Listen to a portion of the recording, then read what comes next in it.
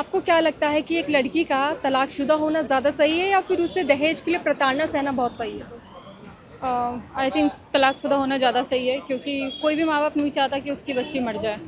और maximum cases में यही हुआ है कि लड़कियां माँ बाप की इज़्ज़त के लिए बोलती नहीं है, और अगर बोलती भी हैं तो माँ बाप यही कहते हैं कि एडजस्ट कर लो, और उस एडजस्टमेंट में वो बहुत कुछ खो देती है, अपना सेल्फ रिस्पेक्ट भी खो देती है, अपने बच्चों के सामने इज्जत भी खो देती है। तो मेरे हिसाब से तो तलाकशुदा होना ज़्यादा बेहतर है। बहुत सारे केसेस में हम देख रहे हैं जहाँ पर लड़कियों को दहेज के लिए प्रताड़ित किया जा रहा है, उनको प्रेशराइज किया जा रहा है। तो जो समाज है, सबसे बड़ा अगर दुश्मन देखा जाए तो समाज है। समाज हमारे बारे में क्या सोचेगा, हमारी इमेज के बारे में क्या सोचेगा? हमें तो माँ बाप ने पैदा किया है, अगर हमारे माँ बाप हमें नहीं समझ रहे हैं तो समाज क्या कर लेगा? हम उनके बारे में क्यों सोचें?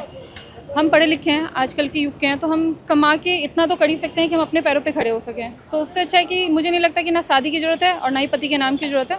हम सेल्फ डिपेंडेंट है तो हम खुद को कर सकते हैं।